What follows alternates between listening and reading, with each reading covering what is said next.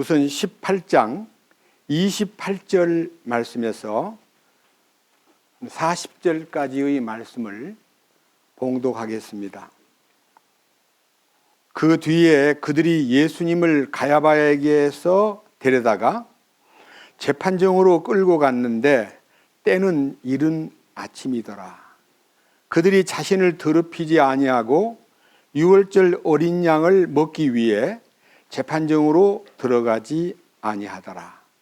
그때 빌라도가 그들에게 나가서 이르되 너희가 이 사람에 대해 무슨 고속거리를 가져오느냐 하매 그들이 그에게 대답하여 이르되 그가 범죄자가 아니었더라면 우리가 당신에게 그를 넘겨주지 아니하였으리이다 하거늘.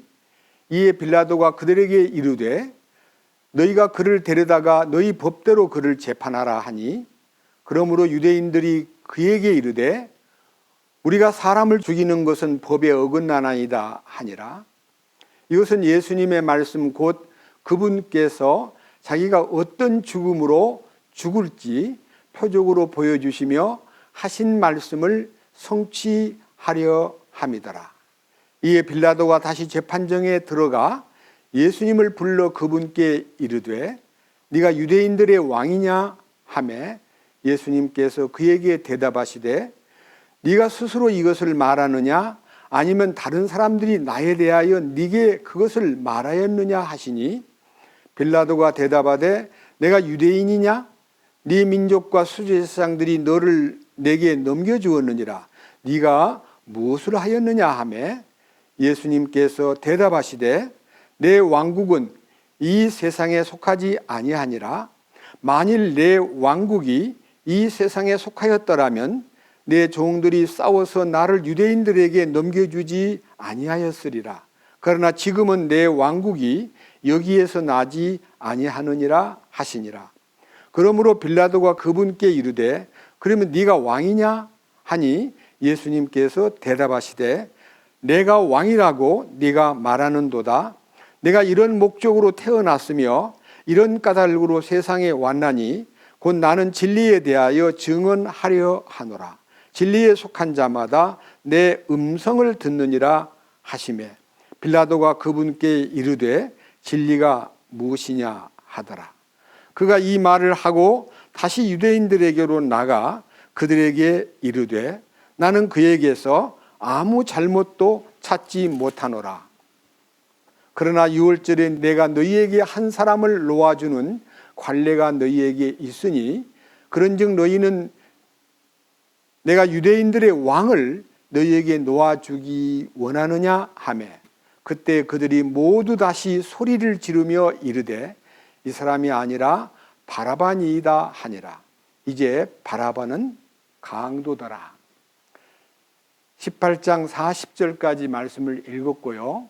19장 1절부터 16절까지의 내용도 빌라도의 재판에 속한 것이기 때문에 함께 말씀을 선포할 때 상고하겠습니다. 잠깐 기도드리겠습니다.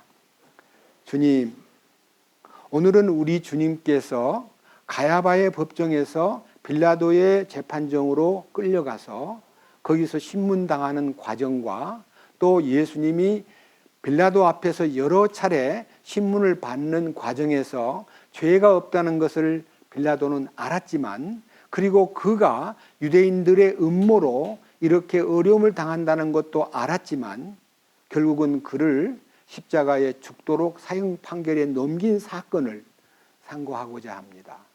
이 거룩한 말씀이 우리 주님이 이 인류를 위한 하나님의 계획에 어떻게 부합된 사건인가를 우리가 깨닫고 주님 우리를 위해서 또 인류를 위해서 그리고 역사 속의 모든 아담 안에 있는 죄인들을 위해서 어떻게 희생당하셨는가에 대한 이 놀라운 진리의 말씀에 우리 마음을 묶어주시고 우리 함께 이 말씀을 통해서 주님이 이 지상에서 가장 억울한 재판을 받고 가장 불공정한 재판을 받았음에도 불구하고 조금 더 흔들림이 없이 십자가로 나아가 모든 인류의 죄를 위해서 희생하신 그 사건의 내막을 우리로 하여금 더 깊이 알 수 있도록 이끄시옵소서.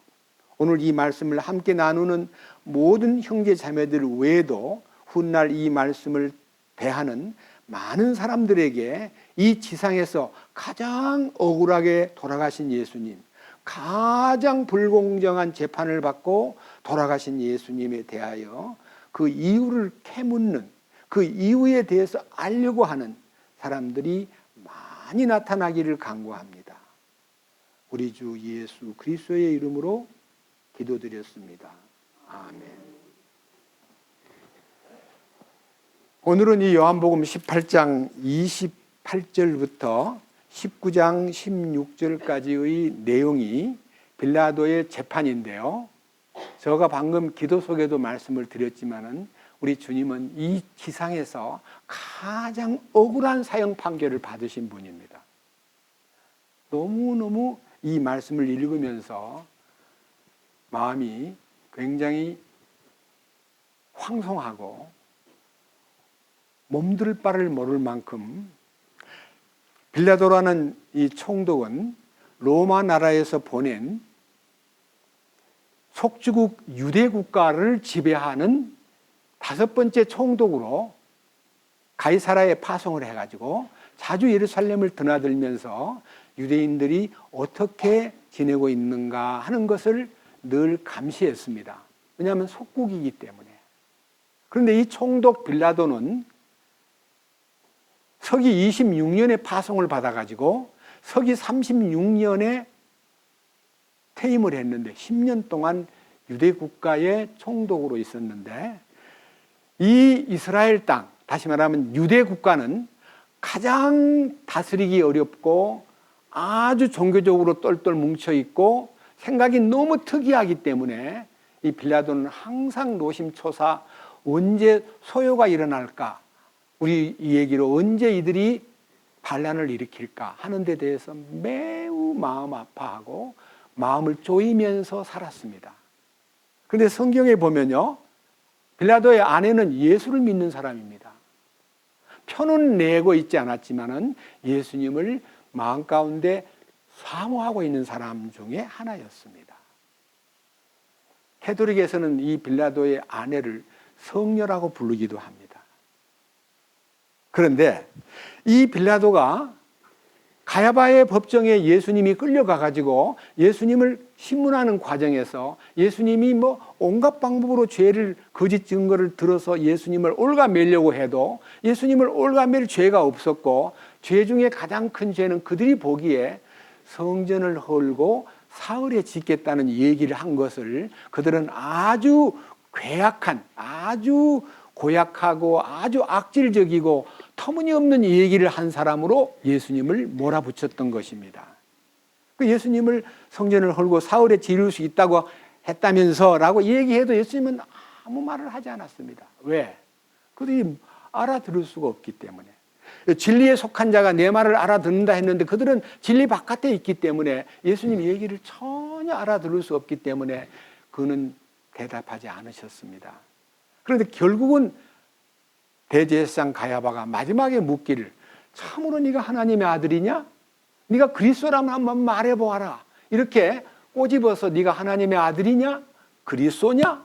라고 물었을 때 예수님이 그렇다, 내가 그리스도다, 이렇게 말하지 않고 예수님이 장차 영광스럽게 만왕의 왕으로 오실 것을 그들에게 발표했을 때 깜짝 놀랐습니다. 마태복음 27장으로 가겠습니다. 마태복음 27장에 우리 주님이 그들 앞에 뭐라고 말씀하셨느냐 하면 마태복음 26장 63절부터 말씀을 읽습니다. 26장 63절. 예수님께서 잠잠하시거늘 대제사장이 응답하여 그분께 이르되 내가 너로 하여금 살아계신 하나님을 두고 맹세하게 하노니 네가 하나님의 아들 그리스도인지 우리에게 말하라 하매 예수님께서 그에게 이르시되 네가 말하였느니라. 그러할지라도 내가 너희에게 이르노니 사람의 아들이 권능의 오른편에 앉아 있는 것과 하늘 구름들 가운데서 오는 것을 이후에 너희가 보리라.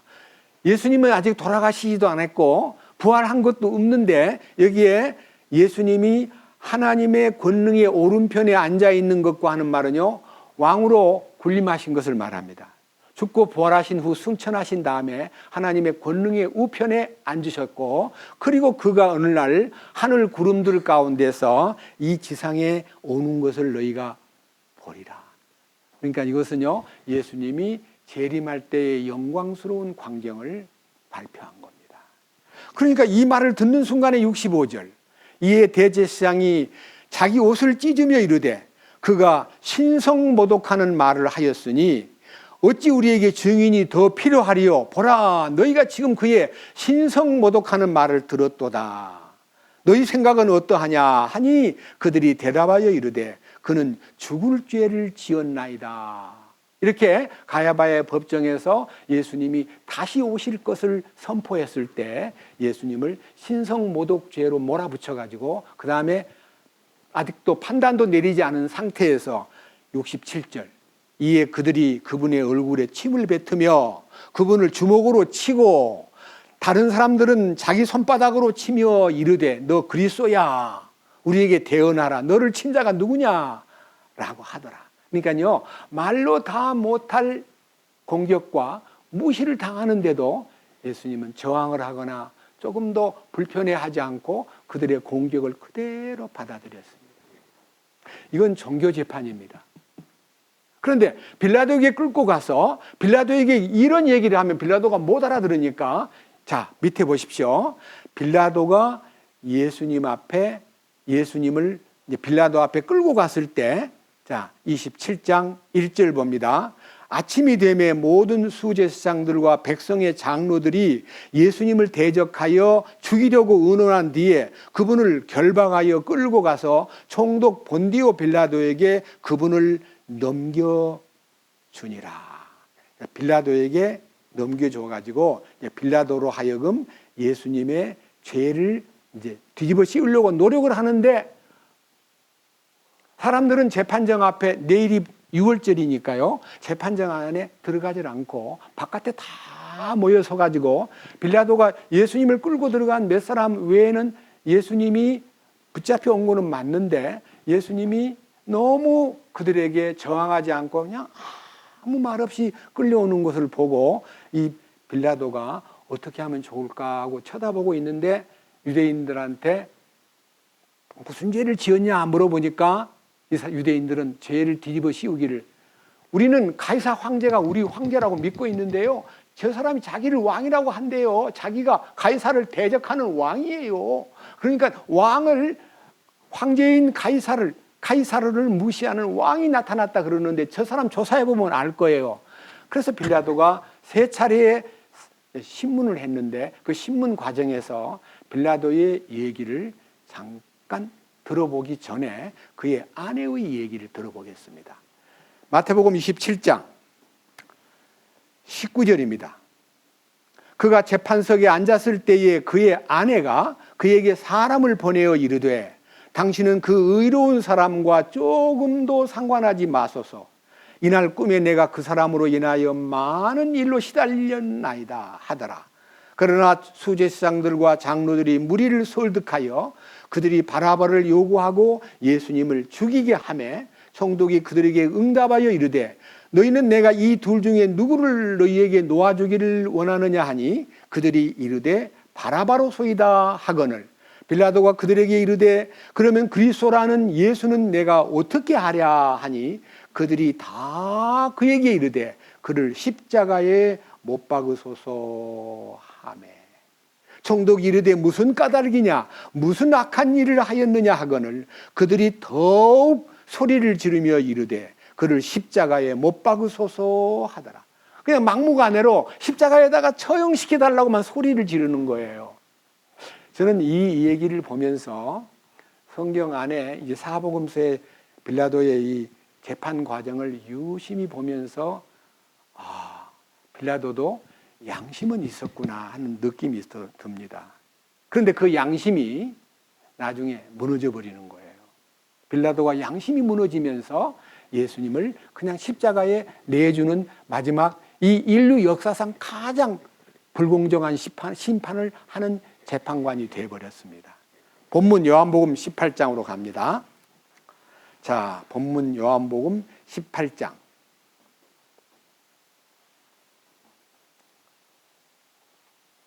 이제 28절을 보겠습니다. 본문 18장 28절. 그 뒤에 그들이 예수님을 가야바에게서 데려다가 재판정으로 끌고 갔는데 때는 이른 아침이더라. 그들이 자신을 더럽히지 아니하고 유월절 어린 양을 먹기 위해 재판정으로 들어가지 아니하더라. 그때 빌라도가 그들에게 나가서 이르되 너희가 이 사람에 대해 무슨 고속고리를 가져오느냐 하매 그들이 그에게 대답하여 이르되 그가 범죄자가 아니었더라면 우리가 당신에게 그를 넘겨주지 아니하였으리이다 하거늘 이에 빌라도가 그들에게 이르되 너희가 그를 데려다가 너희 법대로 재판하라 하니 그러므로 유대인들이 그에게 이르되 우리가 사람을 죽이는 것은 법에 어긋나나이다 하니라.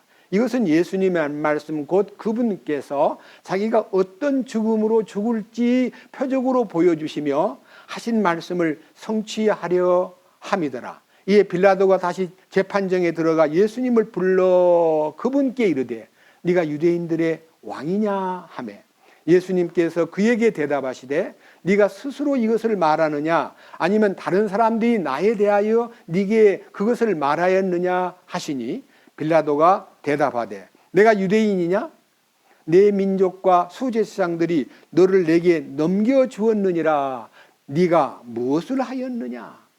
예수님이 이제 유대인들의 그 종교 재판 가야바 법정에서 판결 내린 재판은 신성모독죄를 지었다. 어떻게 저런 말을 하느냐. 아니 무슨 구름을 타고 온다 뭐 어쩌고 저쩌고 저게 말이나 되냐 하고 신성모독죄로 몰아서 신성모독죄를 지은 사람은 유대법에 의해서 얼마든지 죽일 수 있습니다.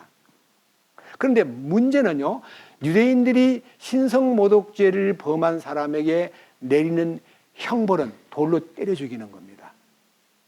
이 성경에는요, 유대인들이 사형 방법이 돌로 쳐 죽이는 것이 성경에 나와 있기 때문에 신성모독죄로 예수님을 때려 죽이는 것이 그들에게는 못마땅한 사건이에요. 막 둘러서가지고 예수님을 돌로 때려 죽이면 안 되기 때문에 빌라도 앞에 데려다가 십자가의 로마 방법, 십자가에 처형시켜달라고 막 어거지를 쓰는 거예요. 이 성경은요, 여기 나타나 있는 대로 32절에 예수님의 말씀 중에 그분께서 자기가 어떤 죽음으로 죽을지 표적으로 보여주시며 하신 말씀을 성취하려 함이다라는 말씀 속에 예수님의 죽음은 돌에 맞아 죽는 종교재판이 아니라 십자가에 처형해야만 되는 재판이라고 성경에 예언이 되어 있습니다. 그래서 예수님이 요한복음 12장에서 인자가 높이 들리면 모든 사람을 내게로 이끌겠노라. 그게 무슨 말입니까? 높이 들린다는 게 그는 어떤 죽음으로 죽을지 가르쳐 말씀하신 것이라. 이렇게 해서 죽음의 방법이 하나님이 정하신 방법이 있기 때문에 예수님은 로마 법정 빌라도 앞에 가서 재판을 받게 된 것입니다.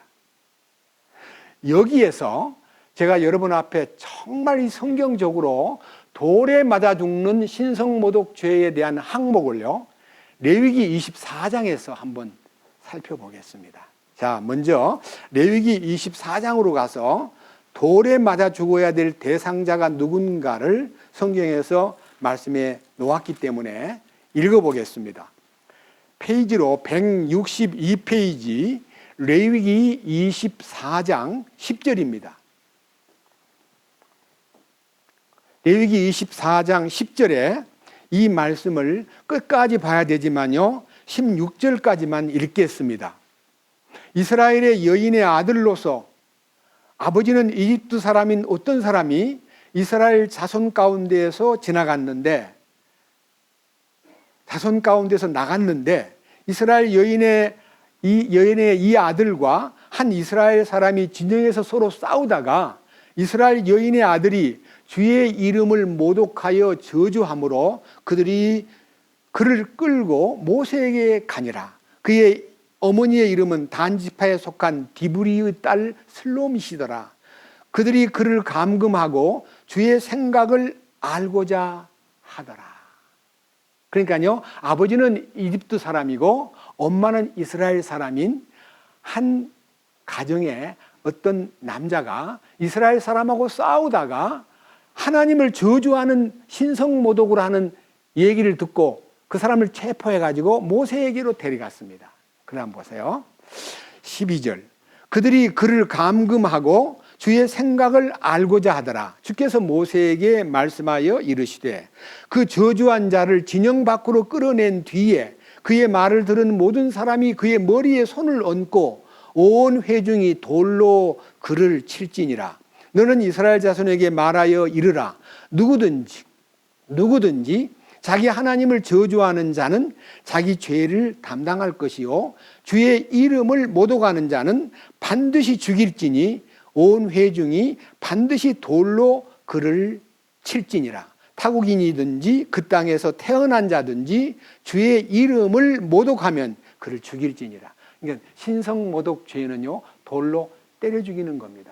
그런데 성경에 보면 요한복음 8장에도요, 가늠하다가 잡힌 여자를 발견해가지고 그들이 그를 어떻게 처리할까를 묻는 게 아니라 다 손에 돌을 들고 그를 끌고 가서 예수님에게 묻습니다. 이 사람 가늠하다가 잡혔거든요. 어떻게 처리를 할까요? 죽일까요? 말까요? 하고 손에 돌을 들고 다 서 있는데요. 예수님은 너희 중에 죄 없는 자가 이 여자를 돌로 차라고 함으로 그들은 그들의 죄가 막 발견되고 주님의 그 영광스러운 말씀 앞에 그들은 돌을 다 땅에 던져놓고 자기들의 죄가 막 솟아올라오니까 다 피해버렸습니다. 그리고 여자만 달랑 남고 그 주변에는 돌무더기가 쌓여 있었습니다. 때린 돌이 아니라 놓아버린 돌이었습니다. 그러니까요, 유대인들은 중죄를 지은 사람은 돌로 때려 죽입니다. 예수님이 신성모독죄를 지었다고 대제사장이 말했기 때문에 그들이 다 들었기 때문에 예수님은 그 자리에서 죽어야 됩니다. 그런데 그것을 빌라도에게 넘겨놓고 계속 십자가에 못 박으세요. 십자가에 못 박으세요. 우리가 죄 없는 사람 끌고 온 거 아닙니다. 조사해보면 다 압니다 하고 조사해보라고 막 소리를 지르는데 거기에 예수님의 죄가 발견되지를 않았습니다. 요한복음 18장 보겠습니다. 요한복음 18장 본문에 이 내용을 보면 우리는 마음에서 깜짝 놀랄 수밖에 없는 것입니다. 요한복음 18장 다시 보겠습니다. 36절부터 봅니다. 예수님께서 대답하시되 내 왕국은 이 세상에 속하지 아니하니라. 만일 내 왕국이 이 세상에 속하였더라면 내 종들이 싸워서 나를 유대인들에게 넘겨주지 아니하였으리라. 그러나 지금은 내 왕국이 여기에 나지 아니하느니라 하시니라. 그러므로 빌라도가 그분께 이르되 그러면 네가 왕이냐 하니 예수님께서 대답하시되 내가 왕이라고 네가 말하는도다. 내가 이런 목적으로 태어났으며 이런 까닭으로 이 세상에 왔나니 곧 나는 진리에 대하여 증언하려 하노라. 진리에 속한 자마다 내 음성을 듣느니라 하시매 빌라도가 그분께 이르되 진리가 무엇이냐 하더라. 자, 빌라도가 이제 유대인들이 막 고소할 때 유대인들이 뒤에 가보면 더 세밀히 나오지만요, 자기가 왕이라고 말하는데 그 왕은 우리는 가이사 외에는 왕이 없습니다. 가짜 왕인데 자기가 왕이래요 하고 이제 소리를 지르니까 예수님에게 참말 네가 왕이냐 하고 물어보니까 나는 로마에 저항해가지고 왕권을 뺏으려 온 사람이 아니라 내가 계획하는 왕은 진리에 속한 왕으로 영원한 하나님의 영적 왕권과 그 왕권이 이 세상에 성령으로 전파된 후에 왕으로 그분을 받아들인 사람을 모아다가 천년왕국에서 영원한 지상의 통치권을 같이 나눌 수 있도록 할 계획이 서 있기 때문에 내 왕국은 세상에 속한 왕국이 아니고 진리에 속한 영적 왕국인 것을 빌라도에게 말했지만 빌라도는 알아듣지를 못했습니다. 무슨 나라를 세운다는 거냐, 자기가 무슨 나라가 또 따로 있다는 거냐 이해가 안 되기 때문에 진리에 속한 사람은 내 음성을 듣는다는 말인데 이 빌라도는 진리에 속한 자가 아니기 때문에 말을 못 알아듣는 거예요. 진리가 뭐냐? 예수님이 진리예요. 예수님을 보고 진리가 뭐냐 물으니 예수님이 대답을 안 할 수밖에 없죠. 자, 그러고 나서 38절 진리가 무엇이냐고 물었던 빌라도가요, 보세요. 38절 빌라도가 그분께 이르되 진리가 무엇이냐 하더라. 그가 이 말을 다시 하고 다시 유대인들에게 나가 그들에게 이르되 나는 그에게서 아무 잘못도 찾지 못하노라. 아무 잘못이 없다. 대화를 해보니까 너무너무 세련되고 너무너무 진리에 속한 말만 하기 때문에 예수님을 흠잡을 데가 없다고 얘기했습니다. 자, 넘겨보세요. 39절. 그러나 6월절에 내가 너희에게 한 사람을 놓아주는 관례가 너희에게 있으니 그런즉 너희는 내가 유대인들의 왕을 너희에게 놓아주기를 원하느냐 하며 그때 그들이 모두 다시 소리 지르며 이르되 이 사람이 아니라 바라바니이다 하니라. 이제 바라바는 강도더라. 그러면요, 이 바라바에 대한 얘기는요, 사복음서에 이렇게 나와 있습니다. 폭동을 일으켜서 많은 사람을 죽였다 그럽니다. 그러니까요, 폭동을 일으키는 목적은 로마의 정부에 항거하고 그리고 많은 사람을 죽였다는 말은 대항하는 로마 군인을 죽인 거예요. 이 사람은 사형받아야 마땅한 사형수입니다. 그 중에 2명의 사형수는 십자가에 함께 달려서 사형을 당했고 이 바라바도 로마 정부를 대항한 폭력배입니다. 민족운동 하던 사람이에요. 그런데 이 강도 바라바가 가장 악한 사람인데 유대인들은 예수님을 유대인들이 끌고 와서 죄를 뒤집어 씌우려고 조사를 해보니까 죄도 없는 걸 알고 1차 신문 이후에 강도 바라바하고 둘이 세워놓고 누구를 놓아주랴 하고 물어보니까 바라바를 놓아달라 그러고 예수님은 죽여달라는 겁니다. 이 일에 대해서 이 일로 인해서 가장 특정 범죄자인 바라바는 석방이 되고 예수님은 신문을 받습니다. 자, 1절 19장 1절입니다. 그때에 이 일이 있자마자 이제 바라바는 놓아주고 빌라도가 이런 까닭에 예수님을 데려다가 채찍질하더라.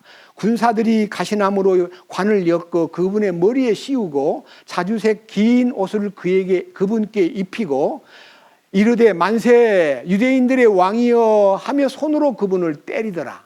그러므로 빌라도가 다시 나아가 그들에게 이르되 보라 내가 그를 데리고 너희에게 나오나니 이것은 내가 그에게서 아무 잘못도 찾지 못함을 너희가 알게 하려 함이라. 예수님을 그냥 이렇게 아주 많이 밤새도록 얻어맞고 이 밟힌 이 초라한 옷을 입은 그를요 빌라도가 자주색 왕복을 입히고요 가시로 면류관을 만들어가지고 그 샤밀이라는 나무가요 자랄 때 둥글둥글하면 가시나무인데 제가 이스라엘 가서 봤습니다. 예수님 머리에 씌운 가시 면류관은요 샤밀이라는 나무인데 가시나무인데 그 가시가 둥글둥글 돌아가면서 큰데요. 그걸 머리에다가 탁 씌우면요 면류관처럼 보이고 얼굴에서 피가 줄줄 흘러요.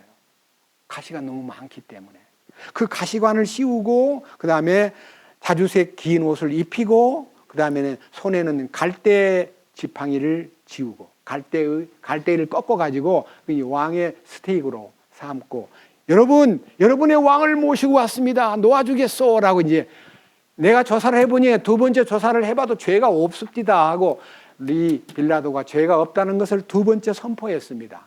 자, 그때 5절 그때 예수님께서 가시나무로 엮은 관을 쓰고 자주색 옷을 걸치고 나오시니 빌라도가 그들에게 이르되 이 사람을 보라 하니라.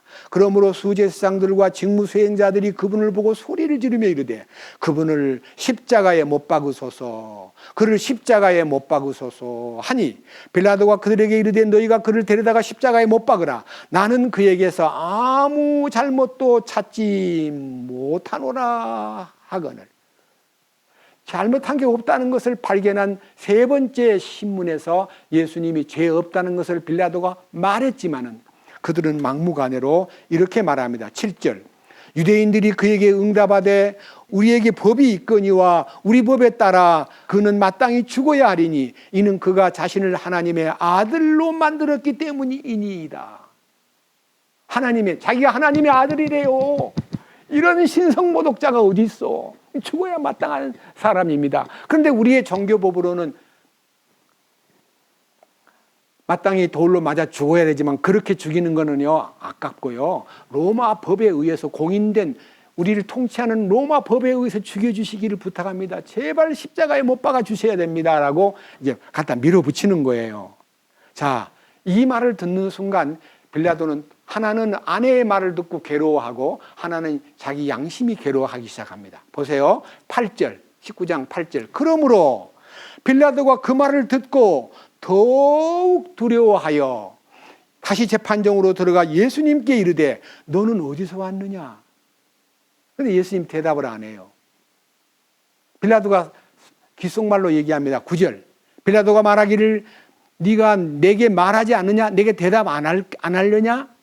내게는 너를 십자가에 못 박을 고난도 있고 놓아줄 고난도 있어. 너 그걸 알면 말해봐. 예수님한테 협박을 하는 거예요. 그런데 예수님이 11절. 예수님께서 대답하시되 위에서 네게 주지 아니하였더라면 나를 해할 권한이 결코 내게 있지 아니하였으리니 그러므로 나를 내게 넘겨준 자에게는 더 큰 죄가 있느니라 하시니라. 그 다음 12절. 이때부터 빌라도가 그분을 놓아주려고 하였으나 유대인들이 소리를 지르며 이르되 당신이 만일 이 사람을 놓아주면 가이사의 친구가 아닙니다. 누구든지 자기를 왕이라고 말하는 사람은 가이사를 대적하는 사람입니다. 가이사에 대항하는 사람입니다.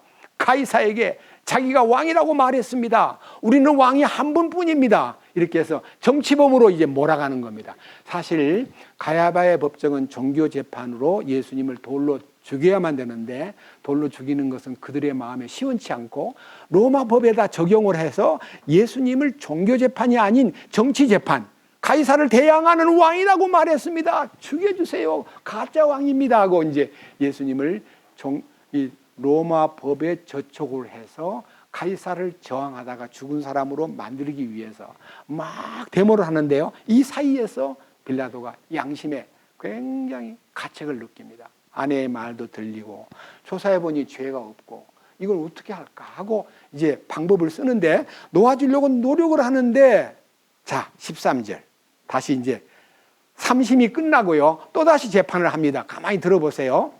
그러므로 빌라도가 그 말을 듣고 예수님을 끌고 나가서 돌로 포장한 곳이라고 불리지만 히브리 말로는 갑바다라 하는 곳에 있던 재판석에 앉으니라. 그날은 6월절의 예비일이요 때는 6시쯤이더라. 그가 유대인들에게 이르되 너희 왕을 보라 하거늘 그들이 소리를 지르며 그를 없이 하소서, 그를 없애버리소서, 그를 십자가에 못 박으소서 하니 빌라도가 그들에게 이르되 내가 너희 왕을 십자가에 못 박으랴 하매 수제사장들이 대답하되 가이사로 외에는 우리에게 왕이 없나이다 하니라.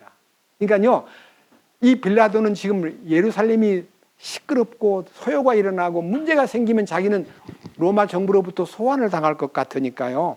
어떻든 간에 이 소요를 잠잠케 하려고 마음을 먹다 보니까요. 자기 마음에서 야, 더 이상 이거 버티고 있다가는 괜히 내가 당하겠구나.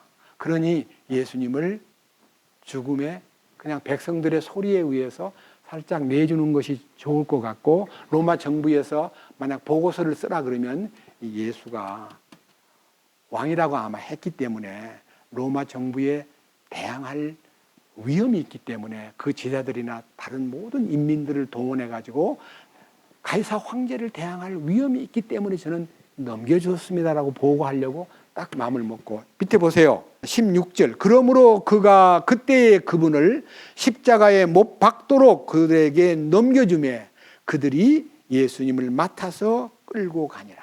자, 빌라도는 조사를 해서 3번이나 죄 없다는 것을 알았고 그리고 아무리 조사해봐도 잘못된 것이 하나도 안 보이고 그리고 자기 아내도 자기한테 제발 그 사람에 대해서 가타부타 하지 말아달라고 한 부탁을 받고 예수님을 보니까 전혀 결점이 없는 사람이라는 걸 알았습니다. 그리고 아내도 그분이 의인입니다라고 말했기 때문에 그를 죽일 마음이 없었는데 민중들이 막 들고 일어나가지고 소리 지르니까 어쩔 수 없이 예수님을 십자가에다 넘겨주었습니다. 좀 더 세밀하게 이 부분을 우리가 좀 이해하기 위해서 마가복음 14장으로 한번 가보겠습니다. 마가복음 14장 찾으셨습니까? 14장에 마가복음 14장에 61절부터 보겠습니다. 그분께서 잠잠하시고 아무것도 대답하지 아니하시거늘. 요 대답을 안 했다는 말은 58절에 성전을 허물고 사흘 후에 다시 성전을 짓겠다고 말했어요 라고 하는 거짓 증인들의 소리를 듣고 대제사장이 묻기를 대답이 없느냐 하니까 대답을 전혀 안 하시니까 마지막 61절에 그분께서 잠잠하시고 아무것도 대답하지 아니하시거늘 대제사장이 다시 그분께 물으며 그분께 이르되 네가 찬송받으실 이 아들 그리스도냐, 네가 하나님의 아들 그리스도냐 이렇게 물었을 때에 예수님이 말씀하시기를 62절 예수님께서 이르시되 내가 그니라, 내가 바로 그리스도니라. 사람의 아들이 권능의 오른편에 앉아 있는 것과 하늘 구름들 가운데에서 오는 것을 너희가 보리라 하시니 이에 대제사장이 자기 옷을 찢으며 이르되 어찌 우리에게 증인이 더 필요하리요? 신성모독하는 말을 너희가 들었도다. 너희 생각은 어떠하냐 하며 그들이 다 그분을 죽을 죄를 지은 자로 정죄하고 어떤 자들은 그분께 침을 뱉기 시작하며 그분의 얼굴을 가리우고 주먹으로 그분을 치며 그분께 이르되 대답하라 하고 하인들은 손바닥으로 그분을 치더라.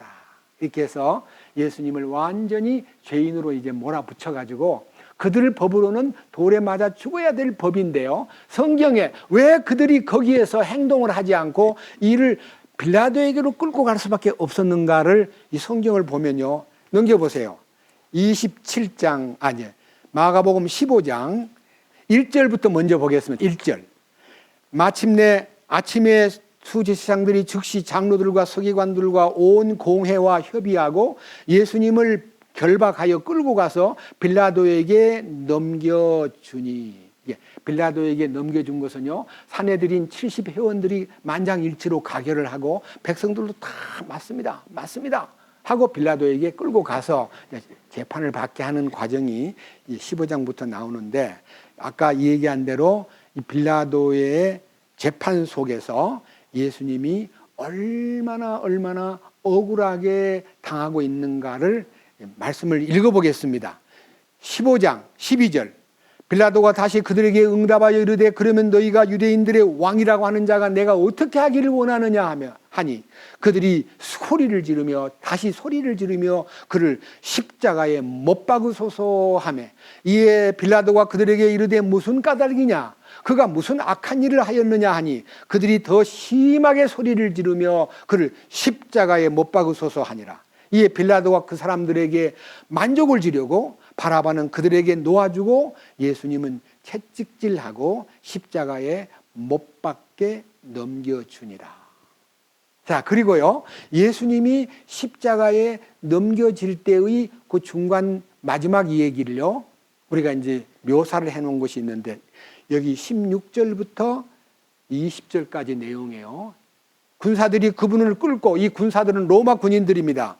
프레토리움이라는 집회장으로 들어가 온 부대를 함께 모아놓고 자주색 옷을 그분께 입히며 가시나무로 관을 엮어 그분의 머리에 씌우고 그분께 경례하기 시작하며 이르되 만세 유대인들의 왕이여 하고 갈대로 그분의 머리를 치며 그분께 침을 뱉고 무릎을 꿇어 그분에게 경배하더라. 그들이 그분을 조롱한 뒤에 그분에게서 자주색 옷을 벗기고 그분에게 도로 그분의 옷을 입혀 십자가에 못 박으려고 그분을 끌고 나가니라. 여기에서 자기들은 행사를 다 한 거예요. 그것이 로마 정부에 보고하기 위해서 자주색 옷을 입히고 가시면류관을 씌우고 그 다음에 그분 앞에 경배까지 드리고 그리고 옷을 다시 갈아입혀가지고 십자가로 내몰았습니다. 저는요, 이 성경을 보면서 정말 많이 가슴 아파하고 눈물을 흘렸습니다. 왜냐? 예수님이 왜 이렇게 말로 다 못할 죄 없는 분이 이렇게 끌려갈 수밖에 없느냐? 이사야 53장 보겠습니다. 구약성경 이사야 53장 4절부터 말씀을 읽으면요, 예수님이 이렇게 고통을 받고 십자가에 넘기우는 사건에 대한 예수님 오시기 전 700년 전에 이사야를 통해서 예언한 예수님이 어떤 죄 때문에 십자가에 나가야 되는가 하는 것을 여기 묘사해 놓은 내용들이 가득히 들어 있습니다. 자, 4절 참으로 그는 우리의 고통을 짊어지고 우리의 슬픔을 담당하였거늘 우리는 그가 매를 맞고 하나님께 맞아 고난을 당한다고 생각하였노라. 그러나 그는 우리의 범법들로 인하여 부상을 당하고 우리의 불법들로 인하여 상하였노라. 그가 징벌을 받음으로 우리가 화평을 누리고 그가 채찍에 맞음으로 우리가 고침을 받았도다. 우리는 다 양 같아서 길을 잃고 각각 자기 길로 갔거늘 주께서는 우리 모두의 불법을 그에게 담당시키셨도다. 그래서요, 빌라도가 재판할 때 예수님이 죄가 없는 것을 반드시 3번이나 조사를 해도 죄 없다는 걸 알았지만요, 여기에 사실인즉 우리의 죄와 인류의 모든 죄를 담당하기 위해서 그는 묵묵히 그 십자가의 앞에 서 있는 겁니다. 여기 7절이 종합적인 얘기입니다. 그는 학대를 당하고 고난을 당하였어도 자기 입을 열지 아니하였으며 도살장으로 향하는 어린 양같이 끌려가며 털 깎는 자 앞에서 잠잠한 양같이 자기 입을 열지 아니하는도다. 꼿꼿이 그 억울한 환경을 이 땅에서 가장 죄 없는, 아니 죄를 아예 알지도 못하신 분을 죄를 뒤집어 씌워서 사형 판결에 넘겨주었는데 그 재판이 가장 불공정한 재판이라는 걸 본인도 압니다. 우리들도 알아야 됩니다. 8절 뭐라 했습니까? 그는 감옥에도 가지 못하고 공정한 재판도 받지 못하였으며 누가 그의 세대를 밝히 드러내리요? 과연 그분이 죄 없는 몸으로 그렇게 죽었다는 것을 누가 알랴? 우리가 죄 사함 받고 그분의 은혜를 깨달은 다음에 이분이 얼마나 억울한 재판을 받으신 분인가를 우리가 알았기 때문에 이 세상에서 가장 억울한 판결을 받고 억울한 누명을 쓰고 죄 없는 분이 십자가를 졌다는 것을 우리는 알아야 돼요. 내 죄를 담당하기 위해서 그분이 그렇게 억울하게 죽으셨어요. 근데 그분은 그 억울한 죽음을 조금 더 억울하다고 표현하거나 대항하지 않고 묵묵히 십자가를 지고 하나님의 뜻을 완성한 거예요. 사도행전 8장을 보십시다. 십자가 사건 이후의 기록을 사도행전 8장에서 다시 한번 조명을 해보겠습니다. 사도행전 8장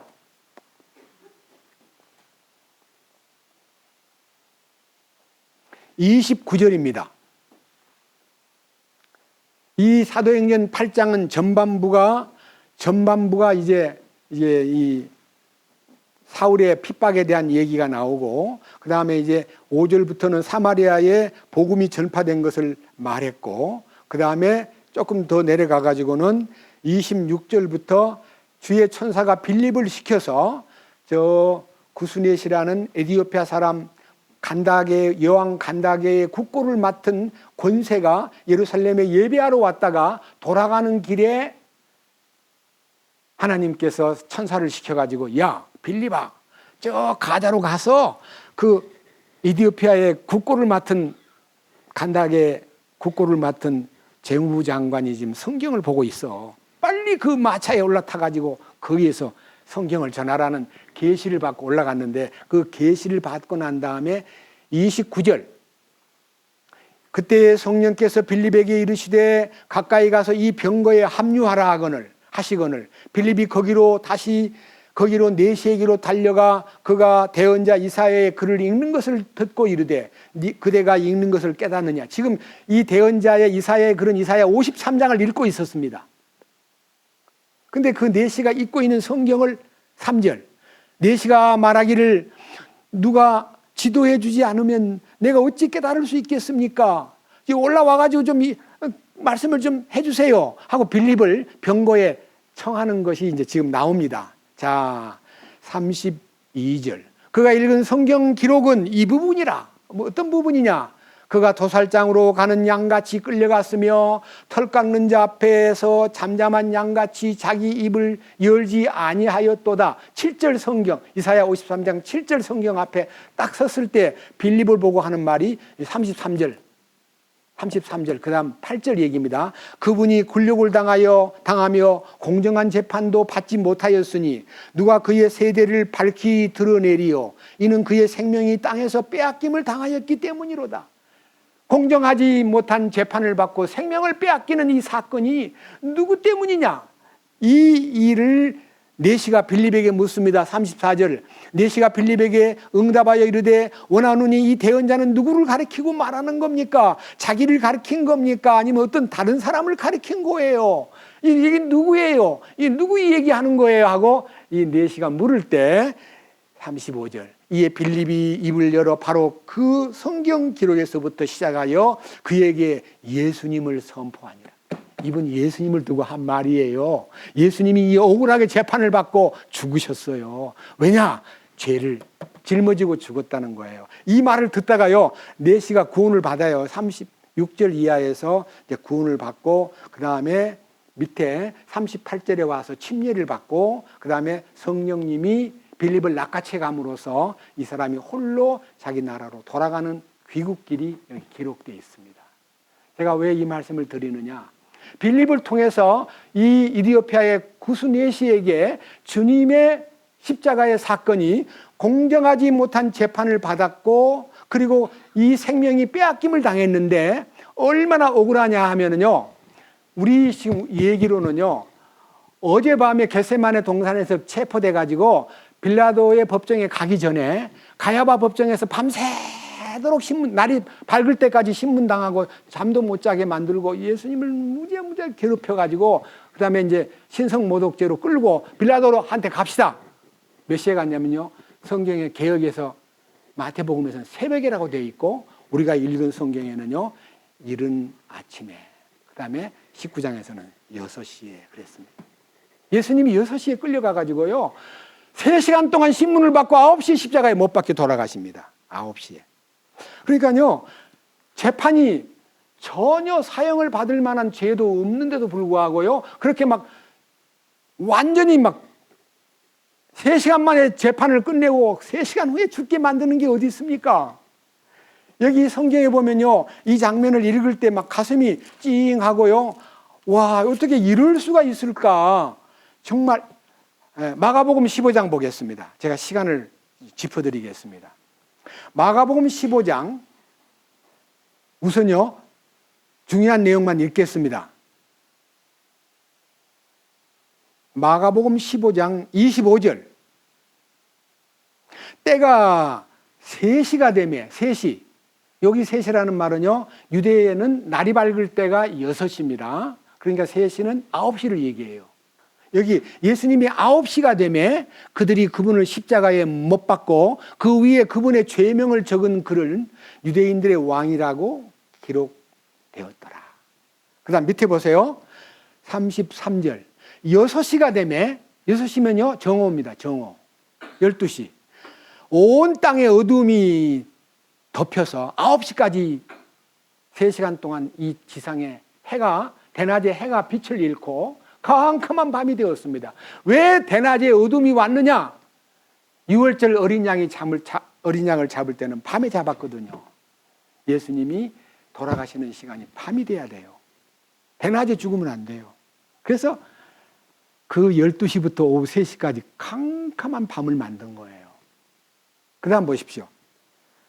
33절부터 6시가 되면 어둠이 온 땅을 덮어 9시까지 있더라. 9시에 예수님께서 큰 소리로 외쳐 이르되 엘리 엘리 라마 사박다니 하시니, 이것을 번역하면 나의 하나님 나의 하나님 어찌하여 나를 버리셨나이까. 예수님이 십자가에서 버림을 받았어요. 왜 버림을 받아야 되느냐? 우리의 죄를 다 짊어졌기 때문에 하나님이 외면해 버린 겁니다.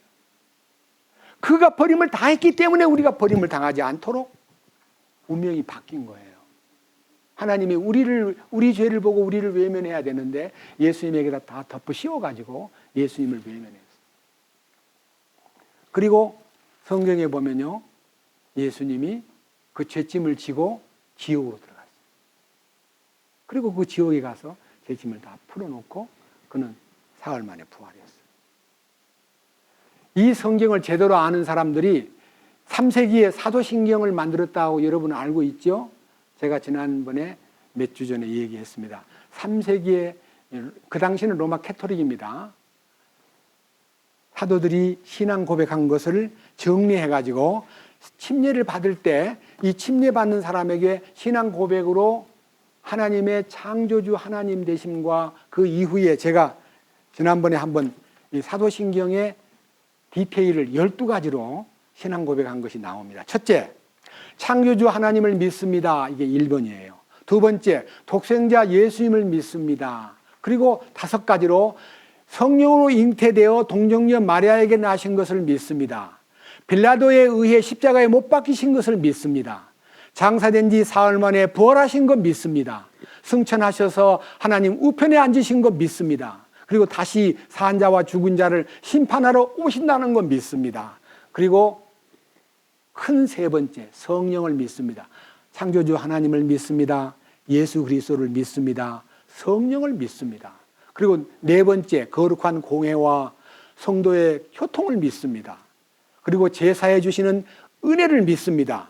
마지막 때 성도의 부활을 믿습니다. 그리고 마지막 영원한 영생을 믿습니다. 아멘. 이거를요, 고백을 해야 침례를 주는데 이게 이제 4세기부터 천주교에서 외워오다가요, 10세기에 이르러가지고 이거 세상에다 발표를 했습니다. 근데요, 원문에 보면요, 놀라운 얘기가 있습니다. 제가 사도신경 가지고 나왔는데요. 사도신경, 여러분 새찬송가 1페이지 한번 보세요. 자, 제가 지금 읽었던 12가지의 고백이요, 여기 지금 들어있습니다. 이거는요, 입으로 고백하고 지식으로 고백하는 것이 대부분이었지만 이 심령으로 우리가 이걸 볼 때는요, 이 말이 하나도 틀린 말이 아닙니다. 근데 여기에서 빠진 게 있습니다. 자세히 보세요. 사도신경, 전능하사 천지를 만드신 하나님 아버지를 내가 믿사오며 그 외아들 우리 주 예수 그리스도를 믿사오니 이는 성령으로 잉태하사 동정녀 마리아에게 나시고 본디오 빌라도에게 고난을 받으사 십자가에 못 박혀 죽으시고 장사한 지 사흘 만에 죽은 자 가운데서 다시 살아나시며 하늘에 오르사 전능하신 하나님 우편에 앉아 계시다가 저리로서 산 자와 죽은 자를 심판하러 오시리라. 성령을 믿사오며 거룩한 공회와 성도가 서로 교통하는 것과 죄를 사하여 주시는 것과 몸이 다시 사는 것과 영원히 사는 것을 믿사옵나이다. 저는요, 어릴 때부터 교회 출입하면서 초등학교 2학년 때부터요, 이거 외워가지고 23살 구원 받을 때까지 이거 외웠습니다. 매일 외웠습니다. 근데 밑에 한번 보십시오. 밑에 새 번역이 나오는데요, 새 번역에 중간부터 읽겠습니다. 본디오 빌라도에게 고난을 받아 십자가에 못 박혀 죽으시고 장사된 지 사흘 만에 죽은 자 가운데서 다시 살아나셨으며, 여기에 장사된 지라는 단어 뒤에 작은 글자로 2번 되어 있죠. 2번. 보세요, 여러분 성경 이 원문을 보세요. 2번 나와 있지요. 주석에 뭐라고 되어 있어요? 이게 맨 처음 나온 공인된 원문 속에는요, 장사되시어 어디로 갔다고요? 지옥에 내려가신 지 사흘 만에. 이게 지옥에 내려가신 얘기가 나오니까요, 무슨 소리냐, 왜 예수가 지옥을 가고. 많은 사람들이 이거 빼버렸습니다. 사실은 이게 맞는 거예요. 예수님이 지옥에 가셨어요. 성경에 있잖아요. 사도행전 2장 27절. 사도행전 2장 27절. 이는 주께서 내 혼을 지옥에 남겨두지 아니하시고 주의 거룩한 자가 썩음을 보지 않게 하실 것이기 때문이니이다. 주께서 생명의 길들을 내게 알려주셨으니 주의 얼굴로 내게 기쁨이 충만하게 하시리이다. 여기에 주님께서 주님의 혼을 지옥에 남겨두지 아니하시고 주의 거룩한 자가 썩음을 보지 않게 하셨다는 말은요, 사흘 동안 땅에 묻혀있는 육신도 썩지 않게 하셨고 주님의 혼이 죄짐을 지고 지옥에 내려갔는데 그 지옥에다가 끝내지 않고 사흘 만에 나타난 거예요.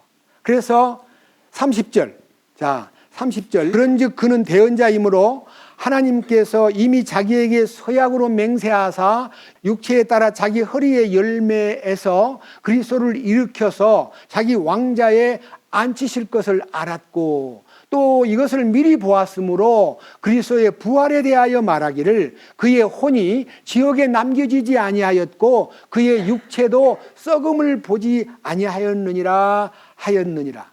이 예수님을 하나님께서 일으키셨으며 우리는 다 그 일의 증인이로다. 여기에 지옥에 남겨지지 않았다는 말은 지옥에 갔다는 말이에요, 안 갔다는 말이에요? 죄짐을 지고 지옥으로 가야지요. 인류의 죄를 지옥에다 풀어야 되니까. 예?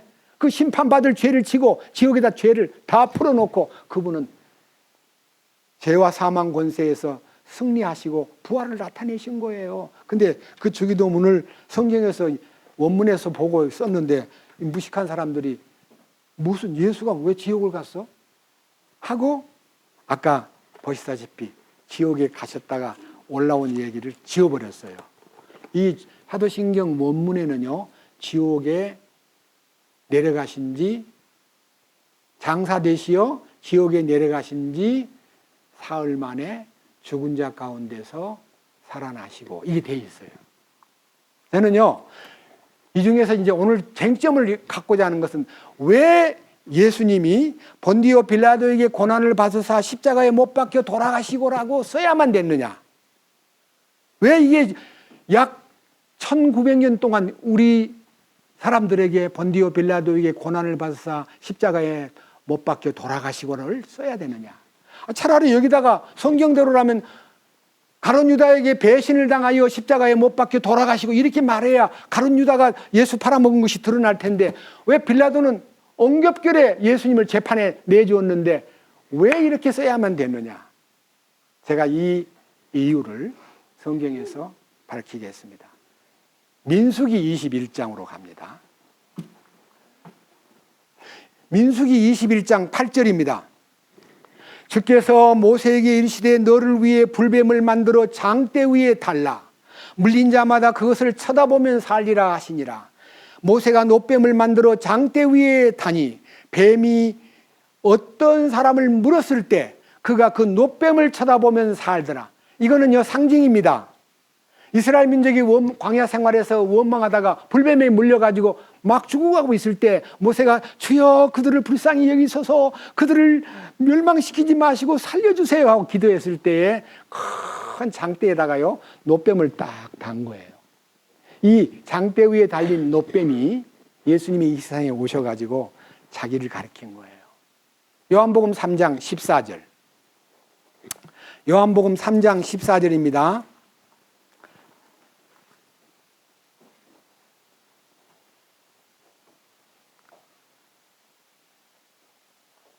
모세가 광야에서 뱀을 든 것 같이 사람의 아들도 반드시 뭐 하여야 하리니? 들린다는 게 뭐예요? 죽는다는 거예요. 십자가에 못 박혀. 예수님이 들렸잖아요. 예? 십자가에다 달아놓고 올리니까 몸이 둥 떠 있었잖아요. 들렸어요. 위로. 그리고 십자가에 못을 받고 돌아가신 거예요.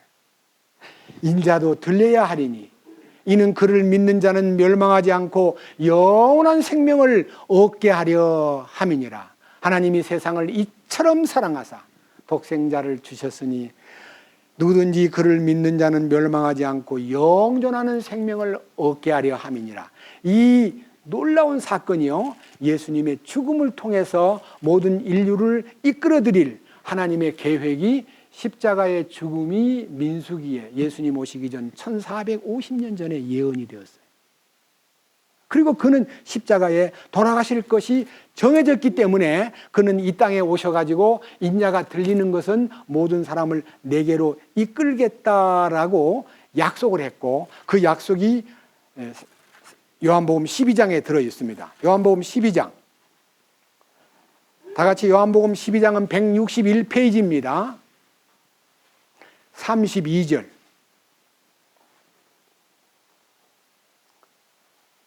나 곧 내가 땅에서 들리면 아까 모세가 광야에서 뱀을 든 것 같이 인자도 들려야 하리니 여기에 예수님이 나 곧 내가 땅에서 들리면, 십자가를 지면 모든 사람을 어떻게 한다고요?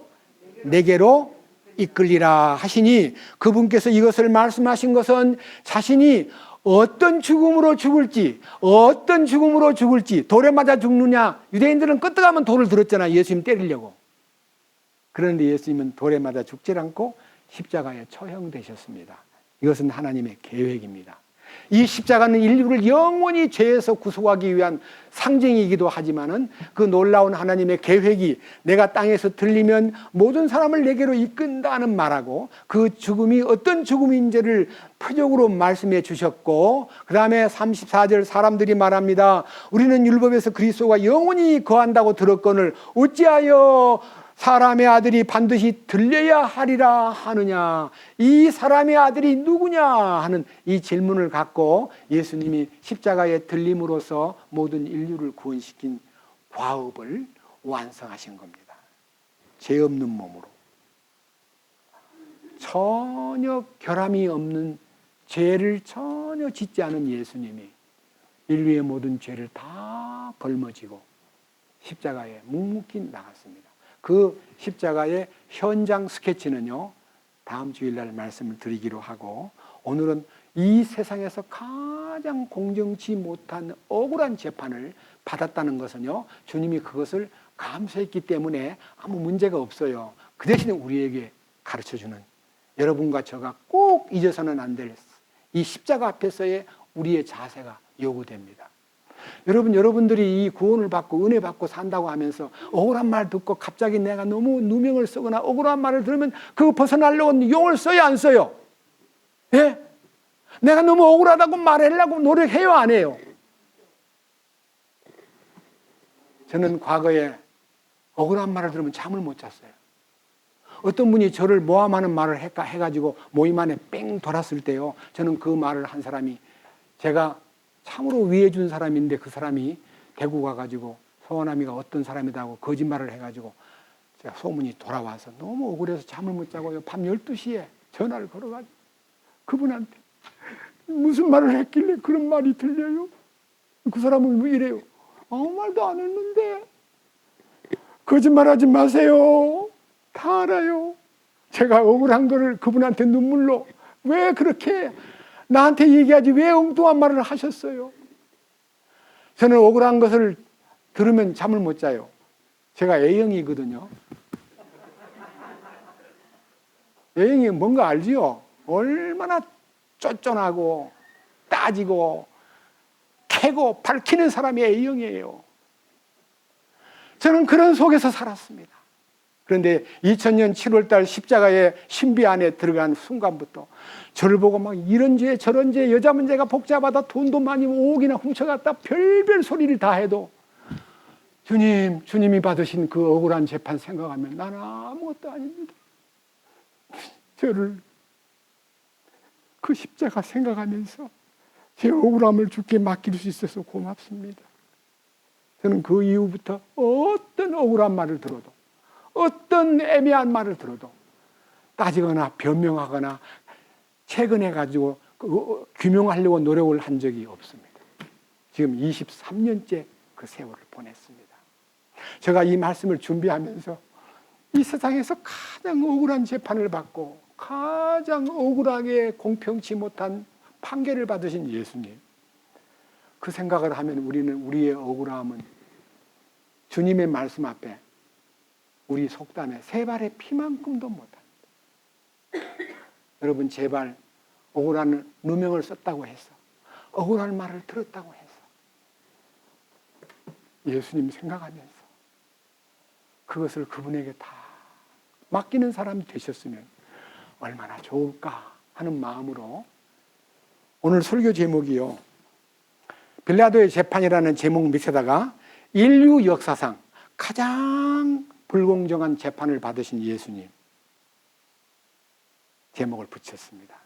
여러분, 가장 억울한 재판을 받으신 예수님을 생각하면 우리는 죄덩어리인데 무슨 억울한 게 어디 있습니까?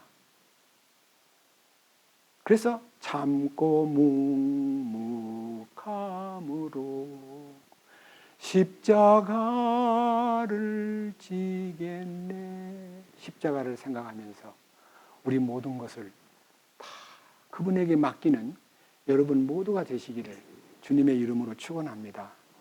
기도드리겠습니다. 주님, 오늘은 빌라도의 인류 역사상 가장 억울한 재판을 받으신 예수님, 그 죄를, 인간의 모든 죄를 덮어 썼기 때문에 묵묵히 털 깎는 자 앞에서 잠잠한 양같이 아무런 대꾸도 안 하고 변명도 안 하고 묵묵히 십자가로 나가신 주님 생각하면 우리는 이 땅에서 억울한 사연 때문에 잠을 못 자거나 변명하거나 따지거나 자기가 결백하다는 것을 나타내려고 발버둥 쳤던 과거를 주님 용서해 주셔서 감사합니다.